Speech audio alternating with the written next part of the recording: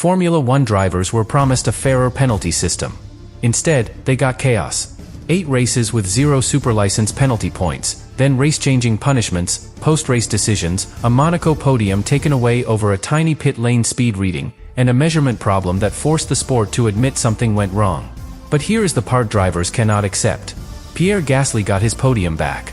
George Russell could not get his race back. McLaren is now fighting the result. Red Bull has been pulled into the fallout. And every driver on the grid has seen the same warning. The system can punish you in seconds, but if the system is wrong, it may not be able to save you at all. And if this chaos reaches a championship-deciding race, Formula One will not be dealing with a controversy. It will be dealing with a crisis. Subscribe to the channel. At first, this looked like exactly what Formula One had been asking for. A cleaner penalty system. A calmer penalty system.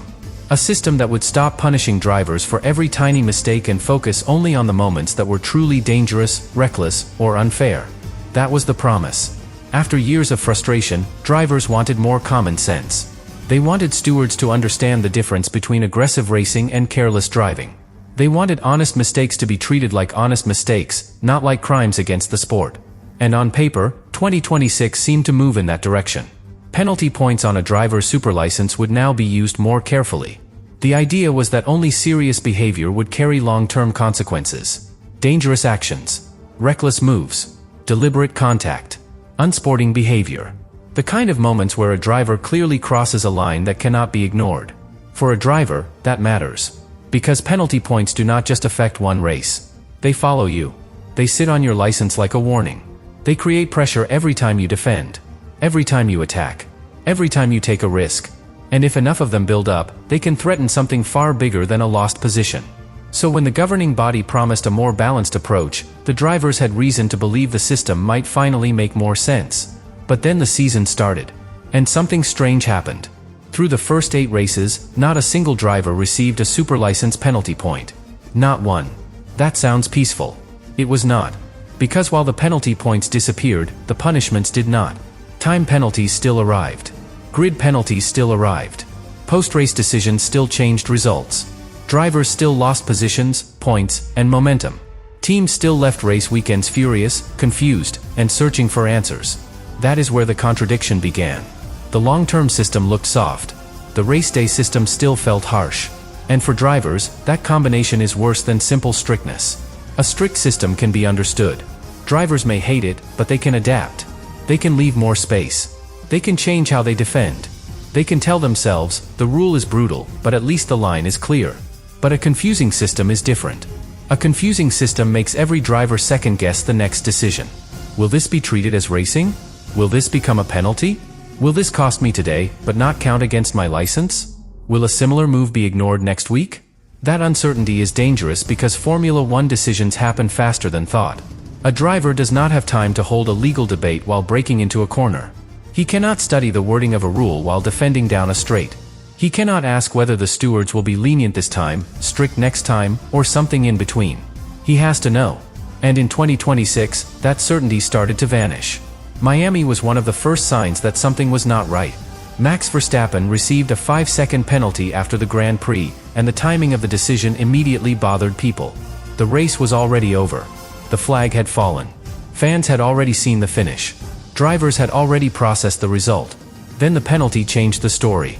That is the kind of decision drivers hate most, because it removes the chance to respond on track.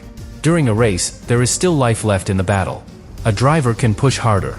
A team can change strategy. A rival can be attacked.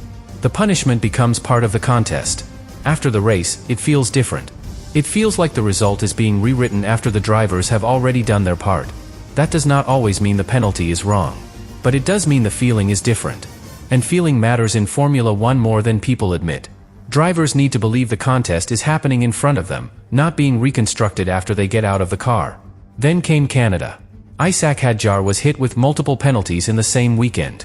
A 10-second penalty for defending against Charles Leclerc with multiple direction changes, and a 3-place grid penalty for impeding Carlos Sainz in qualifying. Hadjar admitted the Leclerc moment was poor and apologized. That part was simple enough. A driver made a mistake. A driver accepted responsibility. But the wider confusion remained. Because even with those penalties, no superlicense penalty points were added. Again, the system looked severe and lenient at the same time. To a casual fan, that might sound like a technical distinction. To a driver, it is the difference between knowing the rule and guessing the mood of the weekend. And that is the problem that started building before Monaco even happened. Drivers were not just reacting to one scandal. They were watching a pattern form. Penalty points had almost vanished. Race penalties still had teeth. Post-race punishments were still changing outcomes. And the message from the governing body was becoming harder to read. Then Monaco arrived, and the whole system was forced into the spotlight. Because once a driver loses a podium over a tiny pit lane reading, nobody can pretend the confusion is harmless anymore. Pierre Gasly did not lose a minor position. He lost third place. He lost the emotional reward of a race where Alpine had finally delivered something powerful. He lost a moment that might have changed the entire feeling around his season. And he lost it over numbers that were barely above the limit. That is why the drivers noticed. Not because they all drive for Alpine. Not because they all expected Gasly to keep the podium. But because every driver understood how easily the same thing could happen to them. You can do everything right. You can trust the car. You can trust the limiter. You can trust the instructions. You can trust the official system. And still, the result can disappear. That is the fear now spreading through the grid. Not that the rules exist. Drivers accept rules. Not that penalties exist. Drivers accept consequences. The fear is that the system is no longer giving them a clear, reliable, and fully reparable version of justice. And once that fear enters a Formula One paddock, it does not stay quiet. It travels through every garage. It follows every driver into the next pit entry. It sits behind every radio message. It turns every stewarding notice into something heavier than a document. Because now the question is not only, did the driver break the rule? The question is, can the driver trust the system that says he did? Then Monaco turned that fear into something real. Because for the drivers, the worst part of the Gasly penalty was not only the podium being taken away. It was how official everything looked while it was happening. A timing system produced a number. The number created a penalty. The penalty changed the result.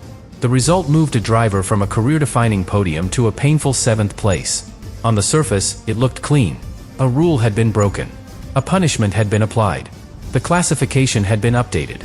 But underneath that clean surface, the story was already cracking.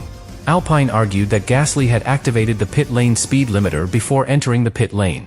That detail matters because the limiter is supposed to remove human guesswork from the moment. It is the driver saying, the car is now locked to the legal speed. It is the team trusting the system. It is the sport relying on its own technology to keep the process fair. So when the official reading still showed Gasly above the limit, the question became unavoidable. Was the car too fast, or was the measurement wrong? That is the question that changed the entire scandal. Because Formula One drivers know the difference between judgment and measurement. Judgment is part of racing. Two cars enter a corner. One driver claims he left space. The other says he was pushed wide. The stewards look at the angles, the speed, the racing line, the context, and the history of similar moves. Drivers may hate the decision, but they understand the gray area. Measurement is supposed to be different. A speed reading should not have a mood. A timing loop should not have an opinion. A pit lane calculation should not depend on which team is involved, which driver is popular, or how loud the reaction becomes. It should simply be right. That is why this controversy became so damaging. Because once the measurement is questioned, every driver starts thinking about the invisible systems around them. The lines they cross. The sensors they trigger. The loops under the track. The data they never see, but are expected to obey. That is a strange kind of pressure. A driver can feel a lockup. He can feel tire grip disappear. He can feel when another car is alongside him. But he cannot feel whether the official measurement distance inside a pit lane system has been miscalculated. He has to trust that. And in Monaco, that trust was shaken. The governing body later acknowledged a measurement discrepancy in the pit lane timing loops. In simple terms, the system used to calculate speed was not measuring the situation properly after changes had been made around the pit lane. That admission was explosive. Because it meant the debate was no longer about whether Gasly had been unlucky. It meant the sport had to confront the possibility that the official tool used to punish him had created the wrong outcome. And for drivers, that is a nightmare. Not because they expect technology to be perfect forever. They know systems can fail. They know sensors can be wrong. They know human beings set up equipment, and human beings make mistakes. The problem is what happens after the mistake. Because in Formula One, timing is everything. If a mistake is found before a penalty is served, maybe the damage can be stopped. If a mistake is found after a post-race penalty, maybe the final classification can be corrected. But if a mistake is found after a driver has already served a penalty during the race, the sport may have no clean way to repair what happened. That is exactly why George Russell's case became so important. Russell was caught in the same wider penalty chaos, and Mercedes believed his race could have looked completely different without the penalty situation.